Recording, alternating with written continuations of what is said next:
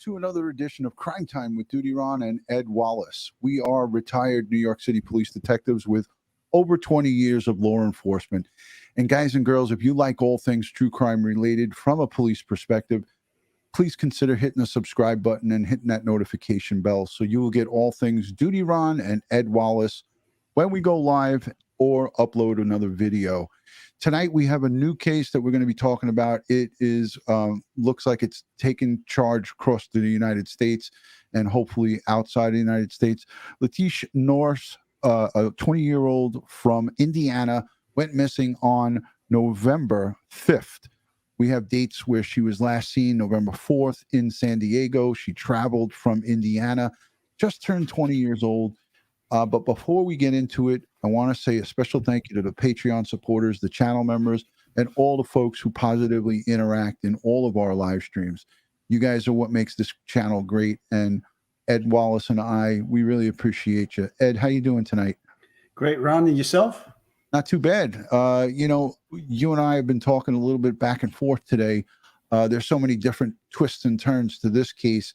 A very sad situation for her mom, Cheryl Walker. She's all over the news pleading for answers.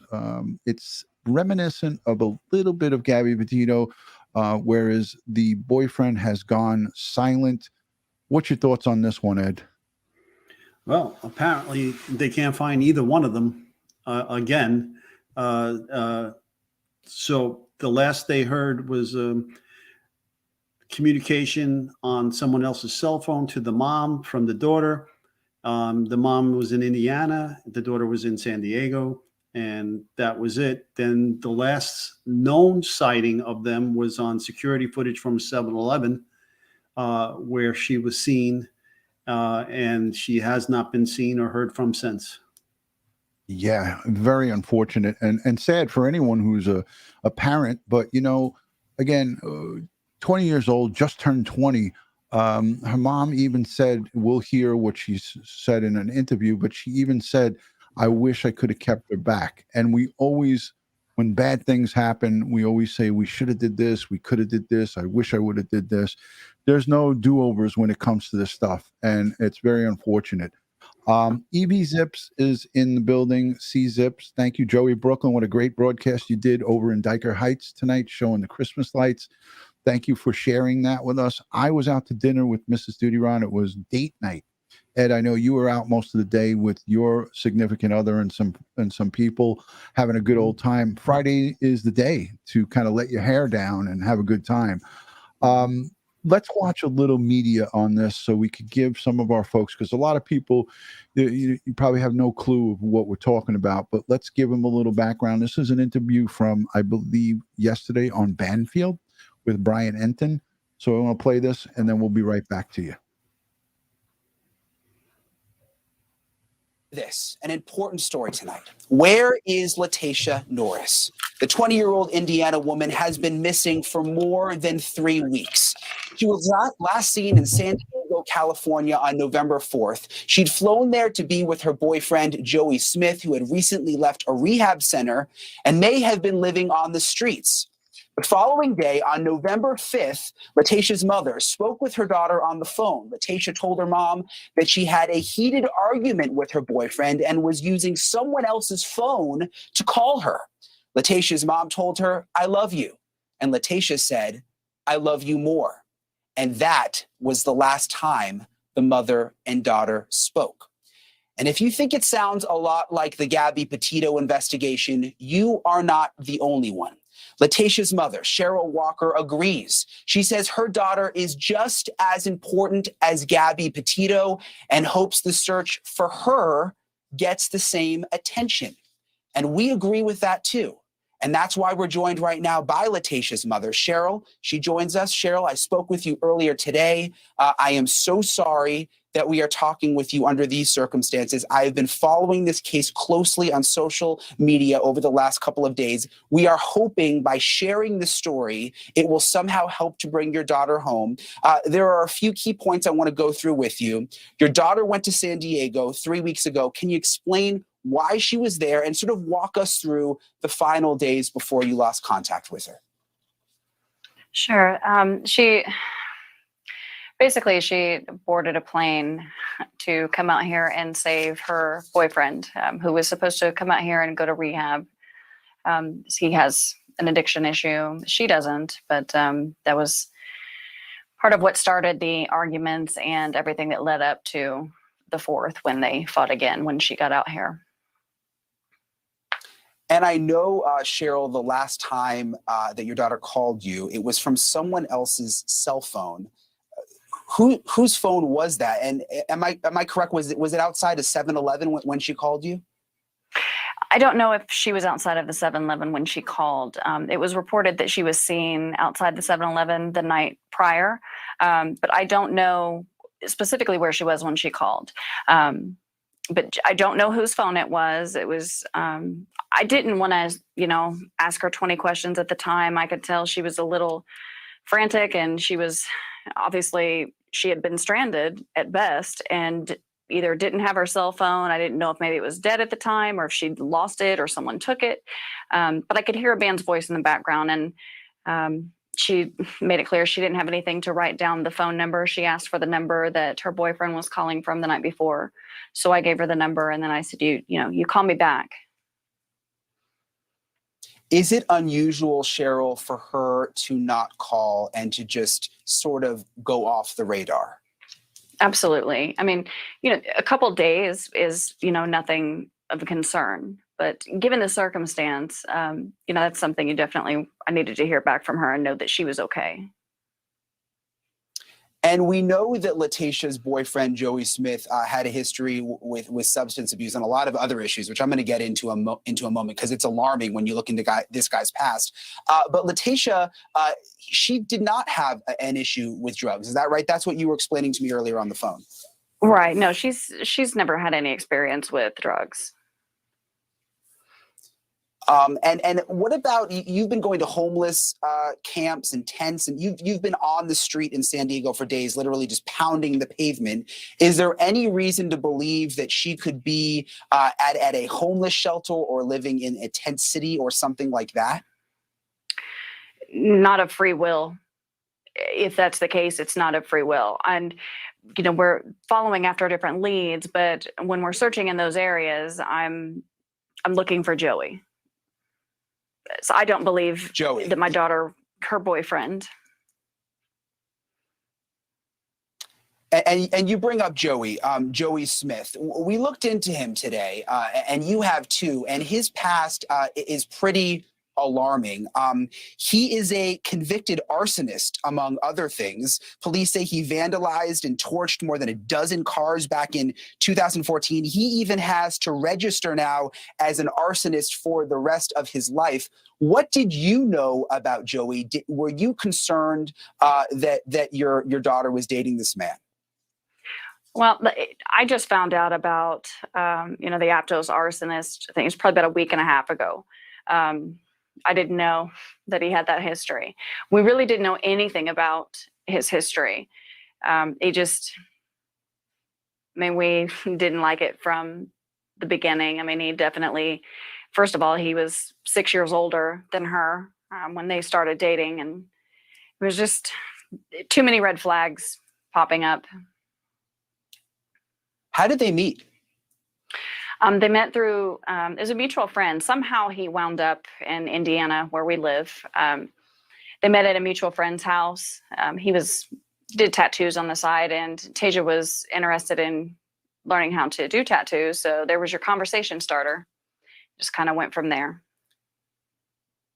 Do you have any reason to believe that Joey may have hurt your daughter? I know they had some domestic issues in the past. I know this isn't easy to talk about, but I mean, was he abusive to your daughter in the past? They both definitely, there's a domestic element there. I wasn't there for any of these, so I can't say, for certain what was going on. But from what I've gathered and everything that she's told me, she didn't realize that he was an addict at first until they got all the way out to California the first time. And then when she did, that was upsetting. But there was also an element of It seems like when he wasn't using, I don't know if maybe he was going through withdrawals or what it was, but he would get very irritated and agitated and wouldn't let her out of his sight. So this caused arguments, and I don't know, what transpired to lead to that, but I can tell you that my daughter is not the type that's going to let any man put his hands on her, grab at her, pull at her. She's going to defend herself, but I taught her to do so. And I know you call Lateche your mini-me. You are very, very close to her. And your story has really taken hold with a lot of people because you left Indiana and you flew out to San Diego, and you are now committed to staying there and finding your daughter. And one thing that has been frustrating to hear as I followed this case is your experience with San Diego police. I know I spoke with you earlier on the phone. You told me you were going to meet with the detective. Is there an update, and are they now assisting you in the search for your daughter? Now, yes. They are following leads. I haven't officially seen it, but I've been told that they have changed her from being at risk and missing to at risk. But again, I haven't been able to confirm that. But I mean, they are working towards it now. I just hope it's not too late. What does your heart tell you right now? I mean, I've done a lot of missing persons cases, and a lot of times a mom's heart will lead people in the right direction. I mean, obviously there's a reason you're in California up all day long and night, literally banging on doors. What's your heart telling you right now? That she needs help. She's not out here living her wild and free 20-year-old life or decided to be sovereign and transient. She needs help. She is in danger. And I don't for certain, if it wasn't Joey, if he didn't hurt her or was the cause of her being hurt or unable to contact me, then someone else was. And they had to have done something to him as well, or he wouldn't be ignoring everyone and dodging everyone. I can't ignore the facts. Basically missing right. Yeah, Joey's basically missing right now too, right, Cheryl? Yes, in a sense. I mean, he's logged on to his social media. He's updated his Facebook story on November 13th. So I don't know. Thank you for watching. Click the red subscribe button below so you can get more of News Nation's fact-driven. Quite a bit of information there, a lot to digest, but my takeaway, Ed, on that is that, she traveled back and forth twice from what I gathered there. She went once, came back home, and then went back again to San Diego. A known drug addict, after a while, she got to know that he had an addiction, but what attracted her to him initially was the tattoos. She wanted to become a tattoo artist, and he was a tattoo artist. Again, mom here knows that he knows something. He's updating his Facebook page. If you have time to update your Facebook page, but you know what? We don't know if that was really him updating the page. Want to talk a little bit about electronic evidence in this case and how that might come into play? Absolutely. So she got a phone call, mom did, from her daughter on somebody else's phone. Right. Now, that information is captured on the mother's phone, could easily be given to the police, and then the police can then track down that other phone, what service is the carrier service is being used, and who is the owner of that phone, and then search out that individual that gave the phone to Tisha to call mom. Second, seen in the 7-Eleven, that was the last location, and so we know the date and time of that security camera footage. From that point, they need to canvass that entire neighborhood, look for ATM cameras, look for surveillance cameras along the commercial strips, Ring doorbell cameras, whatever the case may be, anything along there. You have to start at the 7-Eleven and work your way outward and try to see if you can track her movements with that, with security footage from cameras, either commercial cameras or residential cameras, to see if we can locate where she moved to or where she went from the 7-Eleven and things of that nature. So some of the electronic evidence there. So here we have some footage, Ed, from the 7-Eleven in San Diego. This was footage from November 4th, I believe, 2021. So I'm just going to let this roll for a minute as we continue to speak about electronic evidence and now cell phone pings and cell phone data from her daughter. Maybe not so much from her boyfriend. Well, we got to go after his phone too. Right. You know, we have a name. We got to find the carrier and see where he's at. I was just saying, if in fact he even was stable enough to have a carrier-based cell phone. You know, a lot of these folks who have drug addictions, that's not their primary concern. Having a cell phone, they a lot of times will go out and buy these prepaid phones, as we've referred to them as burner phones. Mm-hmm. So let's just let this play. I don't think there's any audio on it.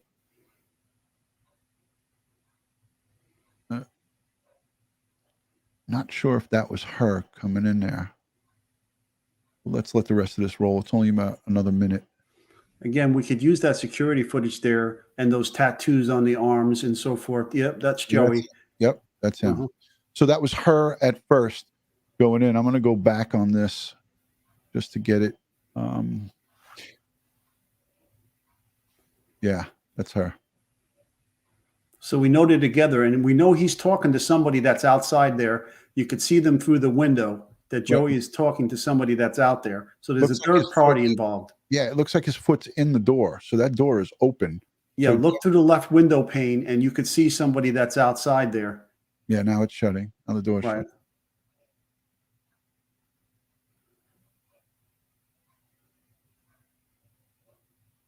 This is all good information. It's from behind the counter. She's up here on the left. They don't look like they were in there long.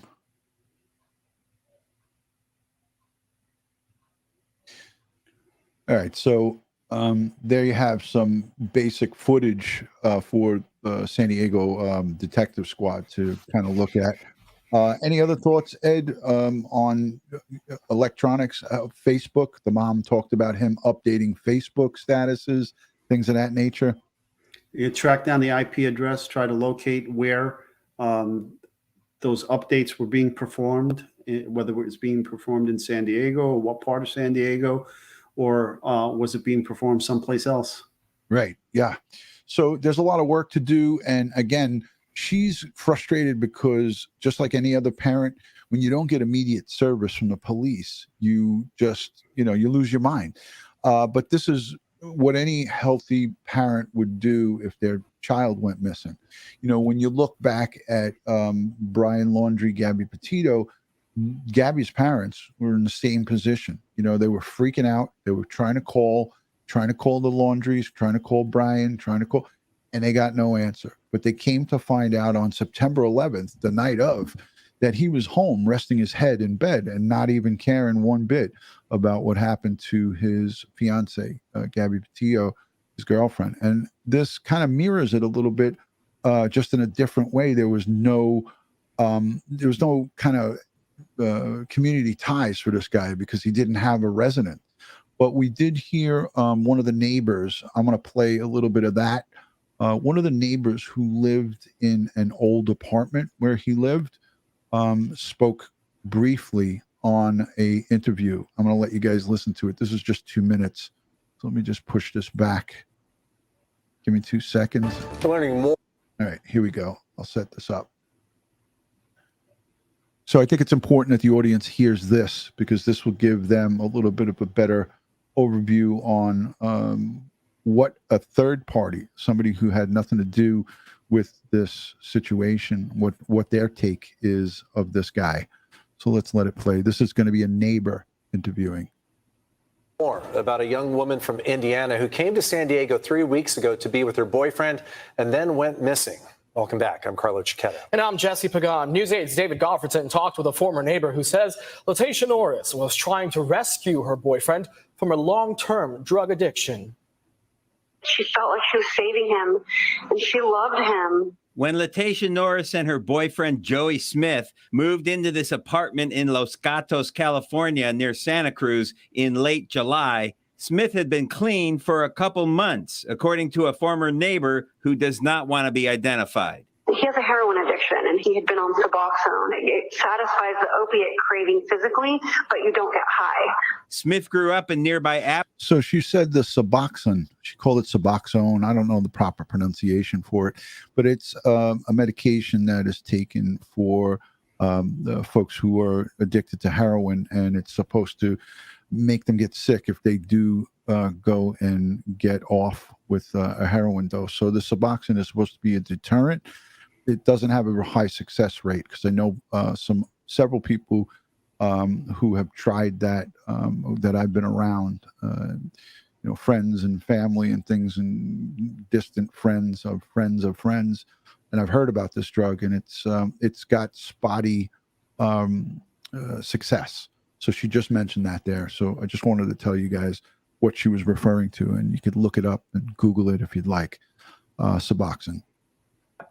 Where court records show he has criminal convictions for arson, vandalism, and possession of drugs. The neighbor says the 25-year-old soon relapsed. He was getting triggered, and he started using again. He overdosed. They came and they gave him Narcan. They just revived him, and then when he was okay, they left. And he was just sick. He was throwing up and just really sick. Lateche decided to go back home to Indiana in early September. Joey quit his construction job and went with her. The night before they left, I had them over for dinner, and he said, I will be dead in that apartment up there without her. Back in Anderson, Indiana, police arrested both of them on domestic battery charges. Friends and family say Joey then flew to San Diego to enroll in drug rehab. On November 1st, Lateche came out to San Diego to meet him. Days later, on November 5th, they both went missing and haven't been seen since. They were super dysfunctional. Do I think Joey killed Lateche? No. But do I think it's his fault that she might be dead? Yes. Because of his dark world and the dark places that she ended up because of her relationship with him, trying to get him out. I think they ended up in a very dangerous situation.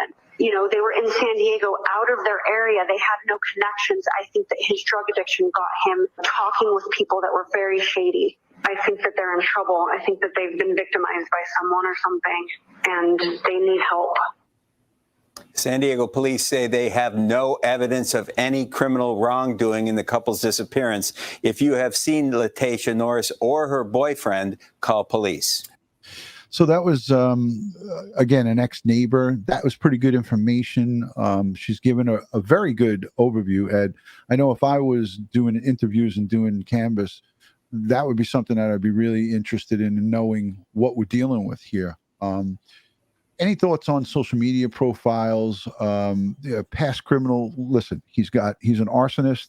He's a registered repeat arsonist from 2014. He burned several cars. I haven't looked into his arrest history yet because we just picked this case up early tonight. But I want to just say, these are some of the things that investigators are going to be looking at his patterns, what he has done, where he frequents, Tent City, things of that nature. Any thoughts on that, Ed? Yeah, they need to get his phone records, and they need to see, who he's calling, who's he copping from, where's he getting his drugs. Okay, they need to track down those dealers, and we'll see what this is about. Got to ID that third person that was outside with them in 7-Eleven. Got to ID the person whose phone she was using. I mean, that could be the drug dealer, or that could be something. Now, they're not from this area. They're not from San Diego. So, how is he being introduced to these drug dealers? Where is he getting his drugs from? Okay. Right. So they're dead. Yeah, it was also billed that he went to San Diego to try to get himself clean. And that didn't seem like it was working out well, according to what this former neighbor was just saying here in this interview. And listen, drug addicts, especially heroin, it's a very difficult thing. That's why they call it the devil, the drug of the devil. Heroin really, consumes people, and it is really, really bad. it's a tough thing to kick. And some would argue that it is a lifelong struggle. It's a lifelong addiction that they heroin junkies fight. And I use that term junkie not to be nasty, but heroin addicts have a battle, and the battle is lifelong. And that's a fact. Yeah. I know it personally. Yeah. I lost my first cousin came back from Vietnam, hooked on heroin, and his life was never the same again. And he couldn't get himself clean and straight, despite the best efforts of the families trying to help him, trying to get him. And always in methadone clinics and all these other things, and his lifestyle and so forth. It finally caught up to him, and he lost his life. Jeez. Just terrible, terrible. I got one more piece of media that I want to play for the audience. This is coming from the local San Diego affiliate. It's a little bit old, but it's going to give you just a little bit more of background from different vantage point. So I'm going to play this quick. It's only, this is just less than a minute, but I just want to play this for you guys so you can get a grip on what the local coverage is, what they're talking about. Let me just let this run. It's only a minute, not even. Lateche Norris family, I'm going to leave this up. I'm going to stop this right there. I want you guys to, I'm going to link this in the description.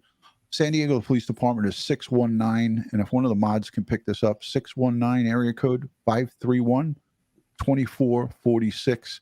If we could put that in the chat, that is the tip line for 20-year-old missing Lateche Norris. Excuse me, guys. I was out tonight.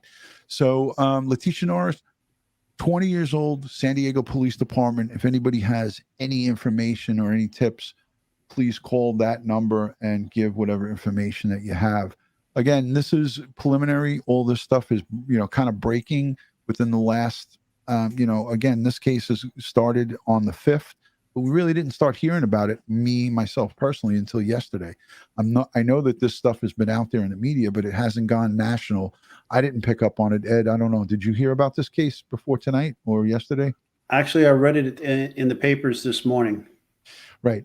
So I want to just give you guys, the audience, a little bit of how I came across this case. Gabby Petito's mom and I talk on Messenger on Facebook.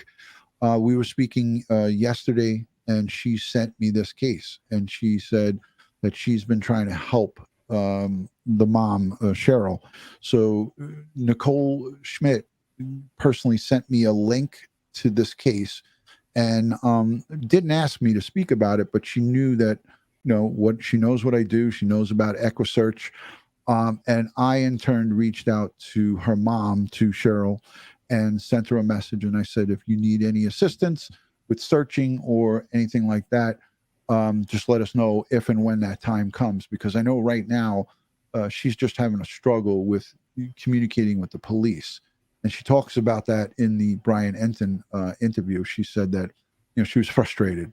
But as we know, as, former law enforcement professionals, there has to be certain things, certain criteria has to be met to have this missing person case.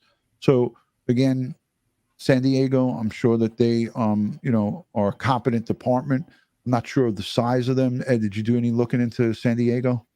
No, I know they're a fairly decent size police department, and they have sheriff's office and the actual police department. So you have two major law enforcement agencies in there. You have the county and the police department for the city.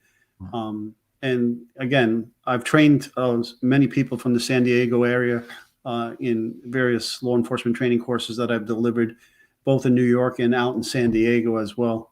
Right. So I know them to be competent law enforcement agencies.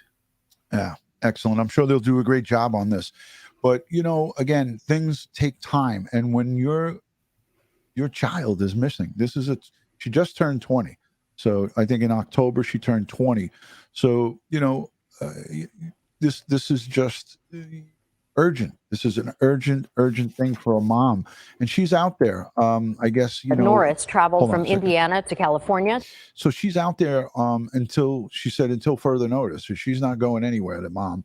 And you know what? I think if God forbid that was my child, I would be there too. So yeah. So right now the mom is there, the mother's husband is there, and Tisha's father is there looking for Tisha. Yeah.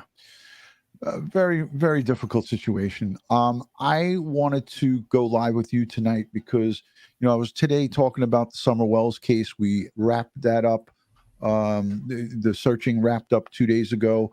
They did do 2 days. There was over 350 acres of searching done there. We saw the drones. We saw that fixed wing aircraft.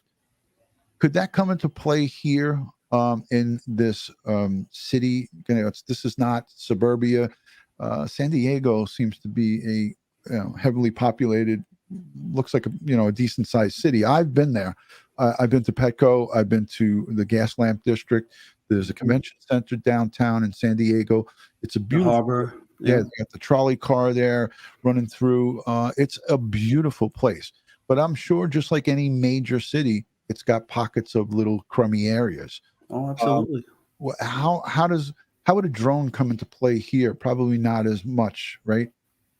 Well, this is a more urban area than some of the spots that we've been using drones with EquiSearch in Tennessee and so forth.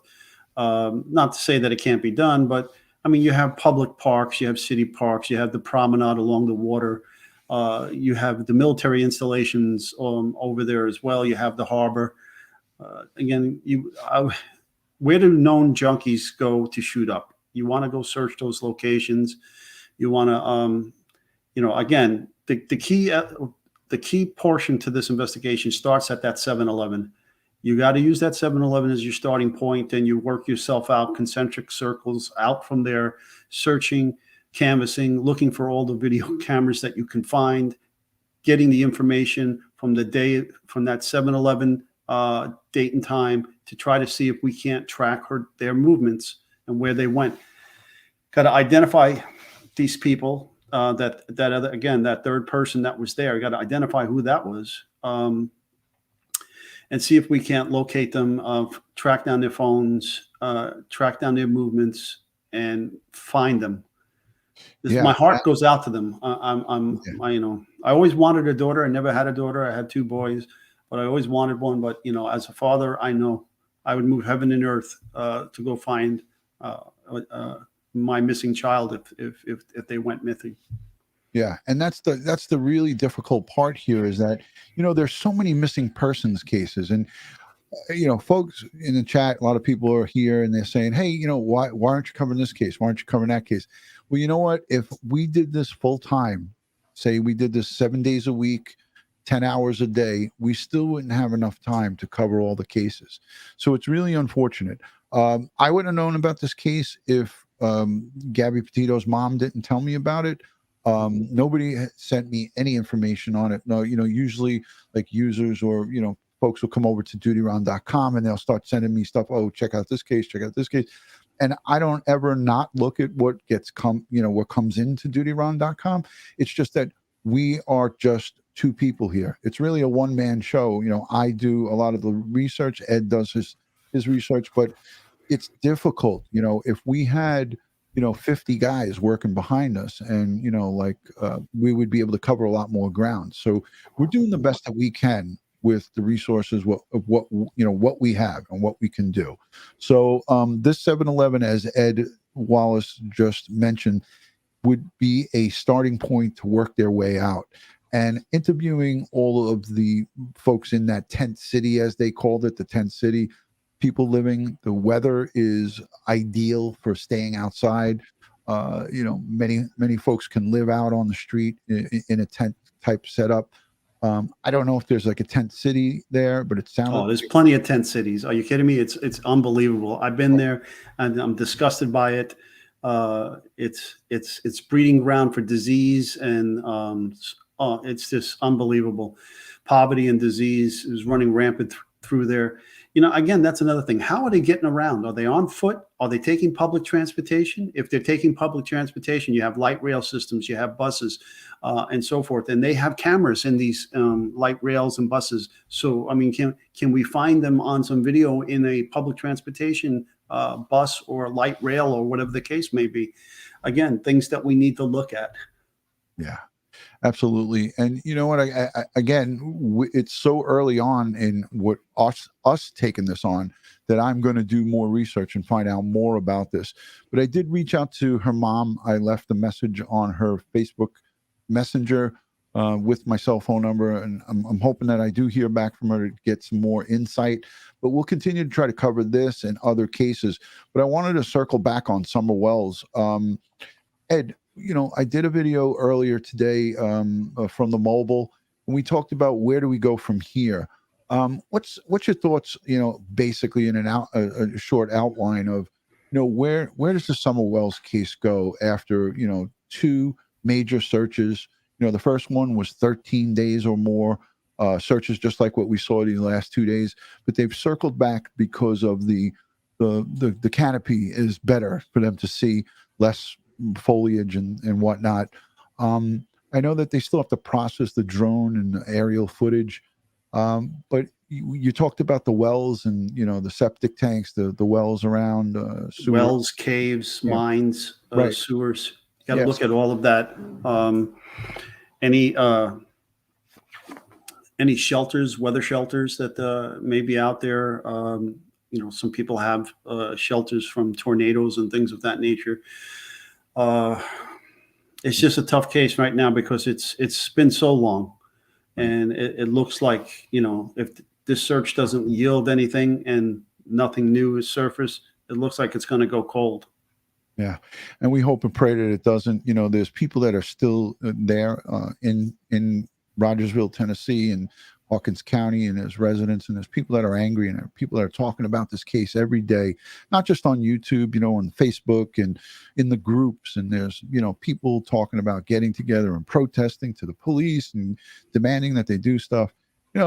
Again, look, we have hundreds of thousands of people who go missing every year.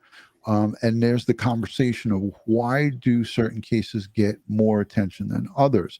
We have those 2 boys, our boys, Orrin and Orson West, Sincere and Classic. It's coming up on 365 days come December 21st. And we are nowhere closer than we were at day 1, December 21st, 2020. It is just mind-boggling. And, everybody gets frustrated, and rightfully so. You have 2 babies that just vanished off the face of the earth. But in addition to Orrin and Orson West, you have tens of thousands of other Americans that go missing, from adults to middle-aged folks to children, to teenagers, to young adults. It's an epidemic that is just out of control. And the numbers are sheerly mind-boggling. I don't even want to go over the numbers because I'm going to make people get depressed. But it is just staggering. I've done live streams where I've had the data. I still have it saved in some of my folders. It's mind-boggling. And what are our politicians doing, or what are the leaders doing to try to combat this? That's the big question. Today, someone asked me about the shooting in Michigan, how are we going to stop this? And some people in the chat were saying, gun laws need to be tightened up. And, I say that's hogwash. No piece of paper and law is going to stop a school shooting from happening or a mass shooting from happening. Something needs to be done to counteract that, to counter that, to try to defend it, stop it, or deter it from happening. And I never hear that conversation. And that blows my mind, because we have our kids getting shot up in school. You have people at concerts getting killed. When I go to my New York Mets and watch my Mets lose, I can't bring my gun into Citi Field. I have to either check it with the security or leave it at home. So I opt to leave it at home because there's metal detectors there. Why not put metal detectors in every place of education?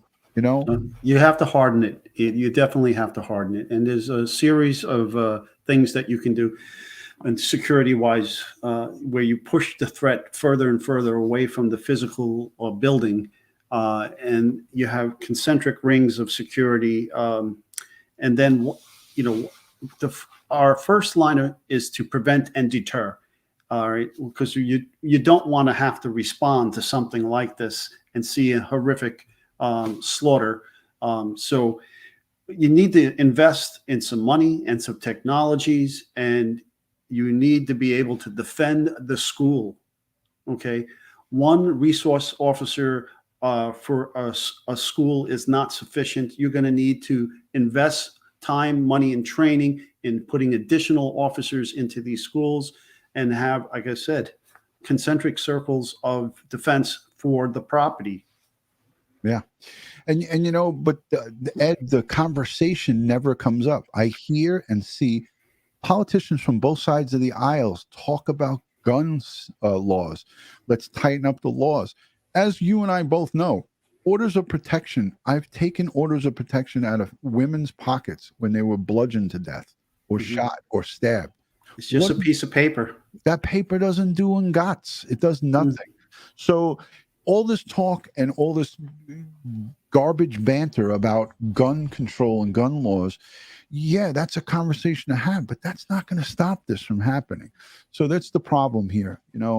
Again, I want to open up the, I promised everybody that we'd do a little quick Q&A. It's getting kind of late. I'm old. I get tired really easy. So I see you got the fireplace lit in the background there. Yeah. Listen, I'm going to put the link in the chat. If somebody wants to come on, you're going to have to let us know who, your name and where where you're calling in from, and engage the camera. But try to keep it related to Lateche Norris case. Keep it to Summer Wells, and keep it to something that we're speaking about. Again, we'd like to hear what your thoughts are, but let's try to keep it, to a minimal, and so this way we can get, 4 or 5 people to come on up and speak their mind on a Friday night, and a chance for Ed and I to talk to you guys and see you guys and say hello. So there it is. Let me see if I can pin that bad boy. Where is it? There it is. All right, I'll pin it. So now it's not going to go anywhere. If anyone wants to call in, Matty Boy Sully, I think you said you were going to call in to ask some questions. Joey Brooklyn, you're always welcome to come. We'll call, come on and chime in. Ed, listen, we want to be as open and transparent as we can with everybody about what our knowledge base is. And, between you on the crime scene side and forensics, the knowledge that you brought forward to all of the viewers here, you saw the feedback, you see it continually. Everybody loves and appreciates every bit of knowledge that you have. It's just great for people who follow true crime to understand some of the really important things that go behind forensics, even from the computer side, even from at the scene, grabbing and taking evidence from a crime scene. It's not just something that you can just do. You need to be trained in it. You need to know what you're doing. Things like that are invaluable to true crime enthusiasts. So I think it's great, and it's awesome to have you, and I hope that you never get sick of it, and I hope your mic never cuts out again. Okay. It makes the noise that it made the other night. From your lips to God's ears. Everybody loved it. Although it was hard on all of our ears to hear that, the funny banter that created, I don't know, how many people in the chat saw the November 30th live stream, and what did you guys think of that when Ed's mic, and we were blaming Twyla, and I think Brian got the brunt of it. Brian and Twyla took the brunt, and then at the end, Josh put it. Yeah, Josh narrowed it down to you as a process of elimination. Yeah, but you put Twyla in timeout. I did. I timed her out because I thought it was her. Joey Brooklyn's checking in. Here he is. There's our great friend, the director of security for Crime Time with Dutyron. Joey, how are you, brother? I'm doing great, Ron. I just really want to make a statement. And Ed, I want to thank you very much for everything that you have contributed to, Dutyron's channel. And you're awesome. You're true gumshoe, and we respect that. And I want to say that, and I also want to say I also want to thank everybody who has joined my Christmas live broadcast from Dyker Heights. Mm-hmm. Anybody who wishes to donate to they should go to Dutyron.com, and they should donate to the billboard that goes up for Orson and Orrin West. From the bottom of my heart, I appreciate that, and please do so, even if it's $1, something that you could donate, that you love my broadcasts. More to come, and donate to Dutyron. Go to Dutyron.com and donate right there. If it's $1, $10, $500, whatever you could afford, I do appreciate from the bottom of my heart, so that we could still have that billboard go up, and it'll help the situation out. Go ahead, Ron. Yeah, because Joey, we're doing it going on 11 months now. So the billboard on Highway 99 in Bakersfield shows their face. It keeps their face out there. And the reason it's up is because of generous people like all of the Crime Time with Dutyron users. You guys have been unbelievable with your donations. And, there's 3 or 4 women and one guy in particular. I'm going to call him out, Steve K. I botch his last name up all the time, but I call him Steve K, and he knows who he is. He's an over-the-road trucker. The guy has got a heart of gold, and he's sent $700, $500, month after month. I don't even ask him. He just says, "Hey, is it time?" And I say, "Yeah, it's towards the end of the month," and he sends the money. So kudos to everyone who comes out of their pocket. I know everyone's got different financial situations, but like I said, to all of the folks who send $1 and say for the boys, the $5 donations, the $10, it makes a difference. It adds up. And thank you. This is for Sincere and Classic Orrin and Orrin West, missing from California City since December 21st, 2020. It's coming up on 365 days. And I don't like to call it an anniversary. It is a 1-year marker that these boys are unaccounted for. So, Joey, I appreciate you mentioning that. And there's Jennifer Nobles. She says, number 1, it was hilarious. Twyla laughing at it was the best. Jen, maybe you could call in and chat it up with us. But Joey, do you have any questions about this current case or anything that we're doing? No, I think you guys are doing a great job, as always, true professionals, and we need more Dutyrons and Ed Wallaces out there, and we appreciate everything you're doing, and keep trucking. This new case that's out there right now, the one you're speaking about, the voice of the voiceless. You guys are the ones, the voice of the voiceless, that can go out and take that information and spread the word that possibly somebody out there is going to see that person or find that person, and it makes a difference. But anyway, guys, thank you so much, and let me get back to what I do best. Thank you. I'll see you later, guys. Thank you, Joe. Joey, Bye-bye. the director of security, checking in. Thank you, Joe. Yeah, he did a great live show on the Christmas lights in Dyker Heights, and he does that every year. So everyone, if you're not subscribed to Joey Brooklyn, I'll link his channel. There's Patty L. She said she subscribed. So the StreamYard link is in the chat. This is your chance to get a hold of Ed Wallace one-on-one. You always can get a hold of me on Dutyron.com. But yeah, there's the link. Josh just posted it and highlighted it. I had it pinned. It's actually pinned in the chat. So if you want to come up, and Joey, he didn't even say where he was from, but we know he's from Brooklyn. Joey is from Joey, Brooklyn. I think I have a little bit more media. Let me just see what this Fox Flash is. Fox News Flash. I want to see what it is. It's no good.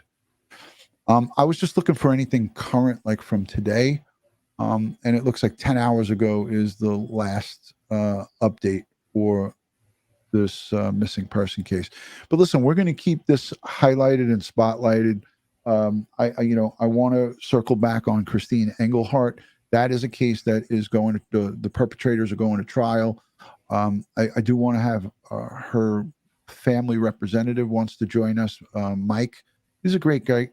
I'm talking back and forth with him for months and months and months since St. Patrick's Day when this incident happened in 2021. So I've been back and forth. I speak to her mom. I never spoke to the dad, but I spoke to her mom several times on the phone. This is a case that's near and dear to us. She was traveled from Pennsylvania to spring break down in Florida. She was given a lethal dose of fentanyl and was left for dead and raped and robbed. They took her credit cards after they killed her and went and started buying liquor and charging stuff up on her credit card. So to add insult to injury, that's what these savages did to her. I want to circle back. That was actually the very first case that Ed and I reached out to him through Timmy Acosta, and that was the first case that Ed came and spoke on. And I looked at it just the other day, and I said, "Wow, Ed really has come a long way with the live streaming. He's a pro. He's a professional." But you covered that so great. And you spoke about the crime scene and going from the restaurant back to the hotel. Mm-hmm. and it was just a tremendous live stream. So it was great. Let's say hello to everybody in the chat. Nicole Stewart is here. Real with Robo, thank you for joining. Where is the cast going to trial at? I can ask if Law and Crime will carry it. It's going to be down in Broward. I believe not Broward, Miami-Dade. It's in Miami-Dade where that case is going to be. Send me a message on dutyron.com. I'll give you all the details, because the more coverage, the merrier, because that case, although it should have gotten a lot of national attention, didn't. And there was a component to that case that I brought up that the media just didn't want to cover. And, again, this is a question that I always ask myself. How does the media jump on cases and then leave others alone? Like Orrin and Orson West got a lot of coverage in the beginning, but then it just died out. It was just went flat. So Huda is sending stuff in the chat, all capital letters. My question is, will the California City Boys missing case will ever be solved? I'll let Ed first. Yeah, God willing. God willing. I say that, every day is a chance to find that piece of the puzzle. They never are going to give up. It looks like, the Chief Terry over at the Bakersfield Police Department and the the communication, public information officer, Sergeant Pear, they say that they're working that case every single day. And they have so many leads and information, so much electronic evidence and things of that nature that they can't speak about, but they need a smaller, a piece to that puzzle to make it go forward. So again, we hope that it never goes cold. So here we are, Friday night. What time is it? It's almost 10:30 p.m. on the East Coast. We are going to continue to cover this. We're going to continue to watch it. If you have any information or anything that you think that that Ed and I need to talk about when it comes to the Norris missing person case, send us information over on dutyron.com. I'm still looking at the chat. Ed, do you see anything that jumps out at the chat? No, just something funny. There, a few people think that Joey Brooklyn sounds like Joe Pesci. So, and he gets that a lot. He gets that a lot. I keep thinking about Goodfellas. Navy Vet for the Broken sends in a $10 super chat, and thank you for being a channel member. Why did the police only look in the same areas as before in the Summer case? We don't know if they looked in the same areas. That's an assumption by maybe the media and some other people that are watching, but it's always not a bad idea to check and recheck previously searched places. And they said that they searched or tried to search in that area, but the foliage and all of the growth was too dense for them to safely go in there. So, now they're back. Now they're back and they're searching. I don't have any problems with them searching and researching. What did you see, Ed? You're laughing. What am I highlighting? No, I see Joey Brooklyn laughing and everybody else laughing. And all I keep thinking to myself is, how am I funny, Henry? Huh? How am I funny? Am I funny? Ha? Am I here to amuse you? That's a pretty good jump. That was good. You did that one good, Ed. Maybe we'll have a stand-up night with Ed Wallace here. anyways, yeah, people are saying look under the house for Summer. You know, listen, if Summer was underneath that house, the smell would be unbearable. Now it's way far out from that, but I don't think that's that's a place that law enforcement didn't look when they were there. They scoured that property. They were all over the place, and there is a crawl space that goes underneath that house. I'm sure they sent dogs in there, and I'm sure they searched it. Could they have searched it again? Yes, maybe they did. All right, Jackie, listen. Oh, I gotta highlight this. Do you see this woman right here? Channel member. A supporter of Crime Time with Dutyron. For those of you who see the chapters in all of our videos, this is the woman, Jackie Vineyard. I'll say it Vineyard. Jackie Vineyard, she takes the time out of her day to take all of our long live streams like this and put them into chapters for us. So I want to say thank you to Jackie so much with the hard work and dedication to Crime Time with Dutyron. We love you. I thank you so much for it. I am sending something out to the house for you. Thank you for providing me with your home address and trusting me with it. But I am sending you a piece of merch from the Dutyron merch store out to the house for you, and some goodies for Christmas time. So Santa is going to be visiting your house over in the great state of, I believe it's Oregon or Washington State. Don't hold me to it because it's Friday. I had a couple of vodkas tonight, so but nothing too bad where I'm good. I'm good. So there she is. Thank you. Oh, look at, she says, "Oh, thank you, Ron. Love you too." Yeah, man. Thank you, Jackie. Yeah, she's awesome, Ed. And she just, when I put the feelers out for people to help me, she was the first one, and she was true to her word. She was like, if I could do it, whenever I could do it, I'll do it for you.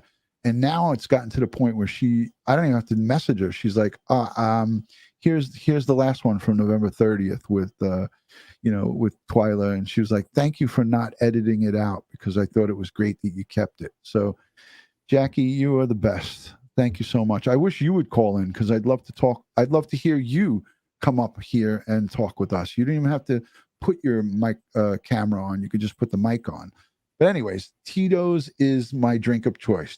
When I do have a drink, which is very rare, tonight I had 2 Tito's at dinner, date night with Mrs. Dutyron. She was the designated driver, so she got to watch me get all giddy and have a good time. Ed inspired me today because he was at some oyster bar having a good time. And I was like, hey, if Ed Wallace is going to have a good time, Dutyron is going to do it too. So yeah, I'm a bourbon guy. Bourbon and scotch. Yeah. Well, Richard, I've never liked scotch or bourbon, but I will drink like a shot of scotch or a shot of, whiskey, whatever. But it is what it is. So Jackie says, and so I didn't want to go there, but she says, being disabled and having a purpose. She is disabled, and she said to me this would give her purpose and some drive. And that made it, see, I didn't want to say it, but she said it here. That's what made it something really special for me, is to be able to give her, and have her be a part of this show. And I told her that I was going to do this eventually, highlight her and say thank you. But thank you for sharing that with us. Yeah. So, Jackie is disabled, and she's helping us out, man. So she's awesome. That's what makes this community great, is that people from all walks of life and all different afflictions will step up and say, hey, I want to do something. I might not be able to support you financially, but I want to support you by helping out. Here's somebody saying a Corona with lime. Anyone? Nancy? I'll take a Corona. I'll take a Corona every day with a lime. Give me 2 of those. Mm-hmm. At the beach. There you go. I'll take it on Aruba down at my my little condo that we have down there, my little timeshare. It's beautiful down there. Love Aruba. Get there at least once a year, sometimes twice. Oh, somebody joined us, Jackie. It's Jackie. Yay. I'm going to wait till she gets settled. You let me know, Jackie, by putting up that one sign with your hand when you're ready to come on. All right. She gave me a thumbs up. Jennifer's here too. Here she is. Jackie. Hi, hon. Hi, guys. Hi, Jackie. How's everyone tonight? We're doing good. Doing great. Hopefully How are this is you? okay. I'm doing very well, thank you. So I want to now personally say thank you to you right here. Me and Ed love what you do for us. So thank you. Thank you. Thank you. I'm getting a kick out of it, honestly. Because I find myself, like, if I miss a live, I'll be like, oh, got to put that on my to-do list. And again, as I told you, Ron, but I'm disabled. And so I have a couple different things, my left hand, and I get a rare form of arthritis, which kind of keeps me bedridden, which is kind of where I tend to hang out. So when you put it out that you needed it, I was like, heck yeah, I enjoy watching the videos. I'm really into it. Awesome. Yeah, and it's really no big deal. So what I find is if I'm doing it live, I'll get so enthralled into the story that I'm like, uh-oh. So what do you do? Take a pad and paper and write down things? Oh, wow. Yep. So and it's so funny. It does take time, and especially when the calls are kind of all over the place, which, I mean, that's going to happen. We're going to have conversations and stuff, but, it happens, but it's fun. I love that you had the courage to call in, and I know I pushed you a little bit, but I wanted to hear from you. I wanted to see you. So people are chiming in now. You've started a little movement here. Right. Oh, good. I want to add Jennifer in with you. She is the gal from Bakersfield, Jennifer Nobles. Look she's got the Midwest. She's got her whiz. Yeah, she bought a whole bunch of them. Hi, Jen. Can you hear us? Jennifer? Jen. I can hear you guys really good. Oh, there you go. Okay, hi. So I love the screenshot of the wristbands. Awesome. Yes. How are you doing tonight? It was my day off, and there's no makeup, and I'm not going to show my face tonight. Oh, sorry. come on. Okay, I understand. That's my okay. hair, Maybe next time. My hair and makeup is all messed up tonight too. So, yeah. So yeah, I'm excited that we were able to renew the billboard. Steve came through. Steve K, the over the road trucker, he came through with a great donation, and we were able to get that money over to Lamar, and here we are.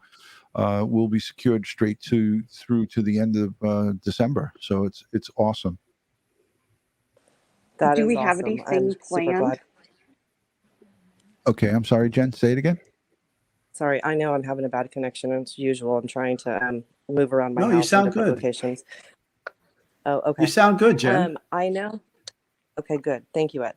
I know that they have something planned on the 21st again, as they do every month. Another prayer vigil. Like a candlelight. And they are going to Cal City for this one. And there's a toy drive going on, and things like that to help bring awareness. There's a new tip line. Apparently out because there were certain tips that were not going to the right places from what I'm gathering, and it's I put it in the chat a little while ago. Okay. It's called tips at calcityboys.org. Oh, I'm gonna have to link that in the I'll link it in the description, so this way we have it. Okay. So thank you for that. Yeah. So anyone that has credible tips, you guys want that to filter through? Is that the website? wherearetheboys.com or whatever?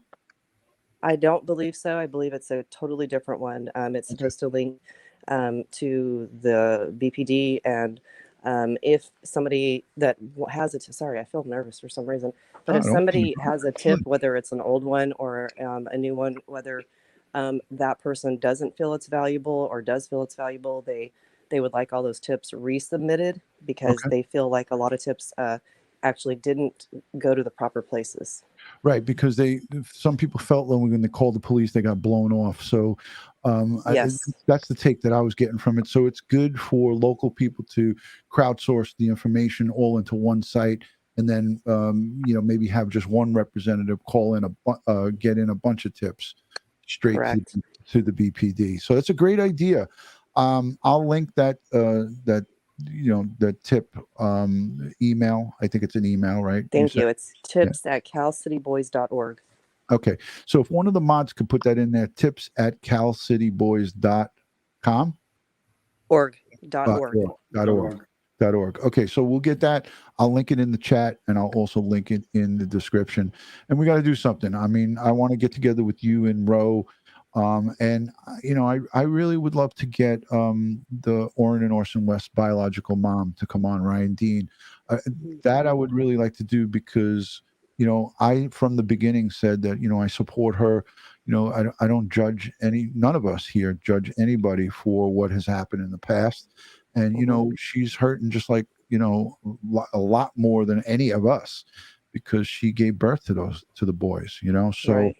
I would love to have her on with, just to support her, to just let her know that we love and care for her and everything that I'm doing and everything that this community is doing is for her and her babies, So I'm hoping that maybe Ro can reach out to her and have her come on with us for a respectful live stream that will, just, support her and let her know that we're going to continue to fight until we find out what happened to those boys. I think that would be very nice, and I think that I don't know. I don't know her, and I don't talk to her, but I don't know. So maybe you could reach out to Ro. Yeah, maybe she could try to orchestrate something like that. I'm sorry, I made a mistake earlier when I called it a candlelight vigil. That's like a very improper way to say it. It's not a vigil, it's a candlelight prayer, and I really feel bad for saying it the wrong way. It's okay. It's all right. I'm calling the police right now. Hold on. You're too hard on yourself. Jennifer, you're too hard. I just didn't want to say it like that. Step away from the microphone. It's okay. It's all right. It's all right, Jen. I know you didn't mean it. I didn't want to correct you, but I caught it while you were saying it, and I know that nobody likes to refer to it as a vigil. It's candlelight prayer. So Right. It's all good. Gulf Coast girl, thank you for that. You are awesome. Listen, I want to take this time here now to thank everyone that's a part of this community. We are like a family. This is the greatest, I feel, in my heart, and I'm a little partial to this. I think Crime Time with Dutyron is the greatest community out there on YouTube. Everybody sticks together. We're all supportive of each other. It doesn't matter what our economic or social makeup is. We just get together and we do it respectfully. We do it the right way. So I want to just say thank you to everybody for the support, the Patreon people, the people who become channel members. I know that, money's tight for everybody, especially this time of the year, but let's continue to support these great organizations, EquiSearch Midwest, who are God sent. These people go out and they do whatever they can for whoever they can. So let's continue to support. Let's continue to do what we're doing. Crime Time with Dutyron with Ed Wallace. We have our chapter woman here hanging out with us, Jackie. Jen, you're like family. I love you. I can't wait to one day see you and your husband and give you guys big hugs. And everybody in Bakersfield down, boots on the ground. I love all the people that are doing the right thing. So again, thank you to everybody joining. I'm going to end this together with all of us here, just like I always do all of these live streams. But before I do it, Ed, you got any final words? Because I like to get final words from Ed. Well, I just want to say thank you for everybody for joining us on the live tonight. I want you to have a great weekend, please. I know I'm going to be enjoying myself this weekend. I'm going to go see Sarah Brightman and enjoy that with my wife and my sister and my brother-in-law. So I want you all to have a fabulous weekend and never forget, these victims of crime, as Dutyron likes to say. And thank you for supporting us. Yes. Couldn't have said it any better. Any words, Jackie? I'm going to give you. Give me. This weekend, actually, if everybody could cross their fingers, say a little prayer that my 13-year-old's Oregon All-Star team plays Saturday and Sunday. And if they win on Sunday, we would be headed to Naples, Florida on the 17th through the 19th for the national championship. And this is for 7th grade youth football. Wow. Okay. That's exciting. That's exciting. That's awesome. Awesome. We're going to pray and we're going to hope for the best. And you keep me updated and let me know. I will. You got my email, so just email me if you can. And I'm keep my fingers crossed. Jen, you got anything from Bakersfield? No, I actually just want to give you a big shout out and thank you again to all of your supporters and everybody that donates towards the billboards every month and keeps that going and generates the word and and just keeps talking about it and keeps helping do what they can do. Yeah. And I have you to thank for it because you got me inspired. So the reason I'm doing it is because I saw what you were doing and you got the ball rolling. So I just have vehicle. I have the vehicle here, but you really inspired me. So and you've kept it going for over 10 months now. So that's amazing. And I mean, I can't tell you how much people in Bakersfield appreciate you and appreciate what everybody in your community does. I love the people of Bakersfield got fire and tenacity. They are they're focused and that's why I love them. So listen, guys, as I always like to end these, God bless the world, God bless the United States of America, and God bless each and every one of us here in the chat and all victims of crime and their families across the globe. On behalf of Ed Wallace, Dutyron, this is how Ed likes to do it. Shaka, baby, shaka. And on behalf of Ed Wallace and Dutyron and my special guests here, good night from New York City and across the United States. Talk to you soon, guys. Take care, folks. Good night, everybody. Good night.